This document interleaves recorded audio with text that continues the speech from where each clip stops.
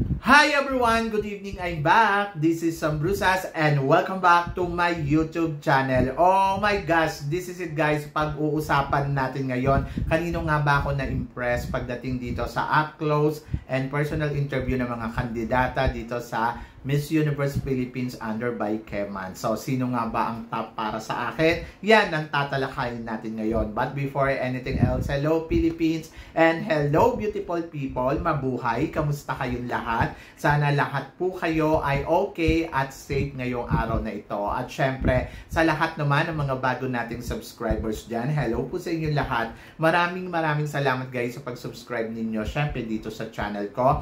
At syempre sa lahat naman ng makamamasang dyan na laging sumusuporta dito araw-araw, lagi-lagi. Maraming salamat guys sa inyong lahat. Syempre, usapang Miss Universe Philippines tayo ngayon. So ito nga, nagkaroon nga ng challenge ang mga kandidata dito sa Miss Universe Philippines sa kanilang up-close and personal interview kung saan nakita naman natin kung paano talagang magpakitang gilas ang mga kandidata dito sa Miss Universe Philippines. Ang masasabi ko talaga naman dito, makikita mo kung sino yung may lalim, kung sino ang nagpapakatotoo, sino nga ba yung talagang masasabi mo, yung sagutan nila ay talagang mayroong kang, makikilala mo sila ng gusto. At siyempre, ang pinagbasihan ko sa aking pagpili ng top 15, yung sino ba yung kumpiyansa talaga sa sarili na, alam mo yun, na nagpapakatotoo, na galing sa puso niya yung sinasabi niya. Yung alam mo yun na hindi kailangan mag-pretend, hindi kailangan na talagang kabahan. So, ako gusto ko lang yung komportable siyang ipinapaliwanag kung sino nga ba siya dito sa Miss Universe Philippines. Kasi ito yung pagkakataon na sa maliit na oras na na-interview yung kandidata, dito mo malalaman kung sino nga ba talaga siya at ano nga ba siya sa buhay, di ba? So, nakakatuwa kasi yung iba, nakaka-impress at nagugulat ako na walang takot talagang nire-reveal nila kung sino sila. At ang pinakamaganda dito sa competition na to, yung sa ginawa nilang close-up interview. So, mas nakilala natin na hindi lang mga front runner yung masasabi mo na talagang matindi pagdating sa Q&A. So, dito talaga nag-dominant sa akin dito. Yung mga hindi natin masyado napapansin na kandidata at mas hinangaan ko sila the way kung paano nila ikwento or sabihin kung ano nga ba ang meron sa kanila. So, yon. So, kung pag-uusapan naman natin yung setup ng interview, maganda. Ang ganda. Kasi colorful yung nakikita ko sa background nila. So, maganda yung pa-flowers. And then, itong interview na to, naganap to, I think bago pa sila mag-Boracay. So, ito ay nasa first part ng competition na ngayon lang nila inilabas. Pero, syempre, meron pa silang lalabas na another interview. Ito yung tinatawag na closed door interview. So, abangan natin yon. And then, magkakaroon din sila ng preliminary competition. So, tulad ng sinabi ko, ang pagpili ko ng top 15, syempre, kung sino nga ba yung kandidata na nag-remark sa akin yung kwento niya. At hindi lang yon, yung nagpakatotoo sa kanyang sinasabi. Hindi ko rin pinagbasihan dito kung sino yung pinakamagaling magsalita ng English. Ang pinagbasihan ko dito kung ano nga ba ang nilalaman ng isang kandidata. So, guys, ang aking mga napili, syempre, para 15 candidates yung napili ko. So, isa sa mga nagustuhan ko, si Camiguin. Si Camiguin kasi, the way kung paano niya i-deliver yung sinasabi niya, talagang ramdam mo, kahit sabihin pa natin na may halong Tagalog o wala, pero the way kung paano siya magsalita ng kanyang sagutan dito ay talagang confident at yung hugot niya talaga ay galing sa personal na nangyayari sa buhay niya. Maganda yung flow ng answer niya doon sa question, and then mas nakilala ko siya ng bonggang-bongga. Imagine mo, gusto pala niya na marigaluhan yung isa sa mga mahal niya sa buhay, pero hindi niya relative sa gusto niyang bigyan ng bahay dahil ito yung nag-alaga sa kanya. So, kung iisipin mo kung gaano kabuti ang puso ni Camiguin, and then talagang impressive kung paano din siya magsalita at yung kumpiyansa niya sa sarili niya. And then, number 14 spot sa akin, si Hawaii. Si Hawaii, kung papakinggan mo yung sinasabi niya, medyo para maalak ko Ann Curtis, di ba? Yung atake. Pero, sa totoo lang, marami akong natutunan doon sa mga sinasabi niya. And then, kung paano siya talaga magkwento na hindi siya natatakot na husgahan siya ng tao kung ano man siya. Pero ang the best sa kanya is yung kung paano niya ipakilala yung sarili niya dito. So, gusto ko si Hawaii. Gusto ko din si Mandawi. Si Mandawi kasi talaga kita mo yung personality niya, the way kung paano siya magsalita, and then kung ano yung gusto niya dito. So, sobrang winner sa akin si Mandawi. So, gusto ko din si Mandawi dito sa up-close interview nila. Gusto ko din si Cavite. Si Cavite kasi talagang akala ko noon ay puro kanta lang naman ang alam nito. Pero ngayon, sa totoo lang, mas nakilala ko siya kung gaano siya ka-sincere doon sa ginagawa niya at yung determinasyon niya sa sarili niya na i-push niya yung sarili niya para mas ma-develop pa ng bongga. And then, si Northern California, yes, gusto ko din si Northern California. Ang sarap pakinggan ng boses niya. At alam mo talaga na kumpiyansa siya sa sarili niya. At ang pinakamaganda doon sa sinabi niya, wala akong dapat baguhin sa pagkatao ko, kundi siguro i-develop ko pa to ng bonggang-bongga. Di ba? Ang bongga ng sinabi niya doon. So, I love. And then, na-surprise din ako kay Nueva Ecija. Ecija ba to? Ecija. So, si Nueva Ecija, hindi ko alam na ganun siya ka-power magsalita. Hindi ko rin alam na ganun siya ka-kumpiyansa sa sarili niya, the way kung paano siya magkumuda. But, in fairness, so gusto ko siya. And then, gusto ko din si United Kingdom. Si United Kingdom, yung mararamdaman mo sa kanya, yung experience niya talaga sobrang lalim.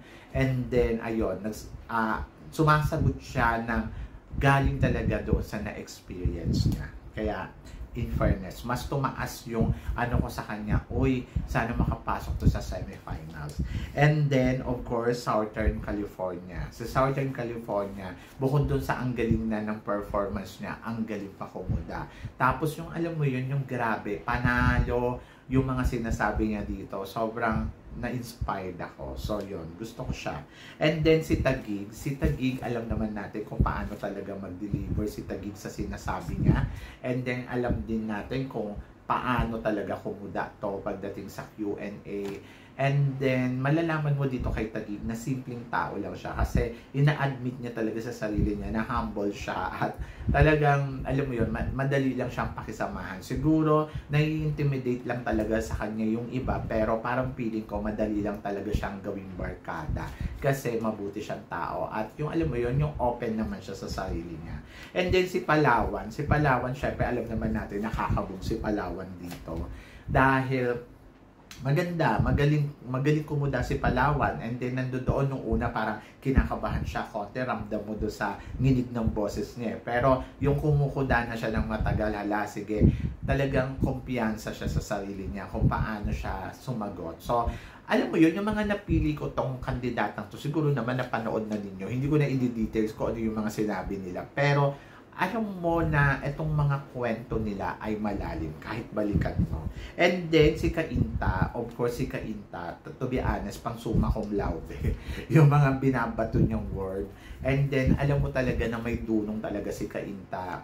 Ando doon yung kung paano siya mag-deliver ng sinasabi niya, yung confident niya sa sarili niya. Kaya nga sinasabi ko, minsan si Cainta, sa totoo lang pa nagsasalita siya, nagiging maingat talaga siya, the way kung paano niya talaga sasabihin yung mga word, di ba? But Cainta, isa sa mga top contender talaga. Si Bohol na surprise ako kay Bohol.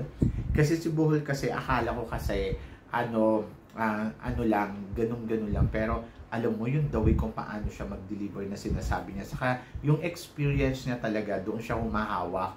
At ayun talaga yung ibinibigay niya sa atin. So, in fairness sa kanya. So, gusto ko din yung sinabi niya na yung sumali siya sa The Voice. Doon siya talaga nagkaroon ng matinding kumpiyansa talaga sa sarili. In fairness, kay Bohol.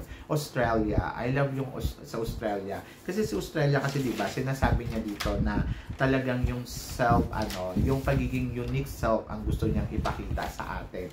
Siguro dahil nasasabi niya yon dahil hindi siya ganun kabongga talaga yung beauty na meron siya. Pero yung pagiging unique, ang gusto niya talagang tumatak sa atin lahat. So, in fairness kay Australia. And then, Quezon Province. Siyempre, sa kwento ni Quezon Province, alam mo na meron talaga siyang hinahangad sa buhay niya. Ayun yung gusto niyang makita. Yung tatay niya na taga Finland na hindi niya pa nakikita sa buong buhay niya. So, medyo mahirap to. Nakaka-relate ako sa kanya kasi ganun din naman yung kwento ko. And then, hindi nawawala ng pag-asa. Tapos, ang gustong-gusto ko talaga yung tagos sa galing sa puso niya, yung sinasabi niya. Ando doon yung sincerity, nando doon yung masasabi mo yung siya yung ipinapakita niya. So, she consider herself na funny person siya. And then, nando doon din na talaga yung willingness na ma-develop pa yung sarili niya ng bonggang-bonggaw, di ba? Ganda na sinabi. So, inspiring. So, parang, kung ako talaga tatanungin mo, gusto ko yung sinabi talaga ni Quezon City dito, ni Quezon Province, dahil nandoon talaga siya sa yung development niya sa sarili niya. So, kung paano niya inangat yung sarili niya. So, parang sa akin, wow. And then, of course, Iloilo. Si Iloilo kasi, to be honest, nandoon ramdam mo sa kanya yung sincerity na gusto kong manalo ng Miss Universe Philippines. So, hindi madali ito para kay Iloilo, pero nandoon na ramdam mo talagang inilalaban niya yun dahil yun yung pangarap niya. So, yung pangarap niya, ginagawa niyang reality. So, tingnan natin. So, ako masasabi ko dito, ramdam mo yung puso, ramdam mo yung tibay, ramdam mo yung empower niya talaga na no, lalaban ako dito sa Miss Universe Philippines. Ayun yung naramdaman ko kay Iloilo. The way kung paano niya dineliver yung mga sinasabi niya. So, in fairness naman kay Iloilo. So, sila yung napili kong top 15. So, the rest na nagustuhan ko, syempre nandoon si Quezon City. Gusto ko din si Quezon City. Kasi si Quezon City, parang, wow, na-amaze ako sa kanya. Kasi the way kung paano sabihin yung sinasabi niya. Tapos, gusto ko din si Bacoor. Okay din naman si Bacoor. Kaya lang si Bacoor, parang, mas maraming inspiring sa kanya. Na, alam mo, mas maraming nakaka-inspired na kwento. Ito yung mga napili ko. Ito yung tipong pag nagsalita sila, inspiring yung sinasabi nila. So, kaya sila yung napili ko sa top 15. But the rest, lahat naman masasabi ko, magaling silang lahat, walang maling sagot. Depende na lang yon kung paano sila makaka-inspired sa ibang tao, kung paano nila sasagutin yung question. Pero lahat ng sagutan nila dyan sa question ay masasabi ko naman, according yun sa experience nila. Kaya yun yung nasasabi nila. Pero kung tatanungin mo kung sino ang may mali at kung sino yung tama, wala. Lahat sila ay pare-parehas na ine-express lang nila yung sarili nila dito sa naganap na up-close interview dito sa sa Kemans, di ba? So, yon. So, sila yung mga napili ko. Top 15 ko, Camguin, Hawaii, Mandaue, Cavite, Northern California, Nueva Ecija, United Kingdom, Southern California, Taguig, andyan din si Palawan, Cainta, Bohol, Australia, Quezon Province, and Iloilo. So, yun. So, kayo guys, ano guys ang masasabi ninyo sa mga napili natin dito sa up close and personal interview ng mga kandidata dito sa Miss Universe? Na-inspired ba kayo sa kanila? Or sino sa kandidata ang tingin mo na inspiring ang kwento? So, please comment below para at least malaman ko naman kung ano naman ang chika mo dito sa mga pinag-uusapan natin ngayon. So, yun guys. Guys, syempre maraming salamat sa inyong lahat sa walang sawang suporta na binibigay ninyo dito sa channel ko. At sa mga hindi pa po nakaka-subscribe dyan, please don't forget to click like and subscribe my channel. At i-click nyo na rin po ang notification bell para lagi kayong updated syempre sa aking mga chika. Sabi nga ganon, always keep smiling and always think positive. Walang imposible guys, magtiwala lang tayo sa itaas. Kaya guys, hanggang dito na lang, hanggang sa muli nating chikahan. See you tomorrow. Thank you guys.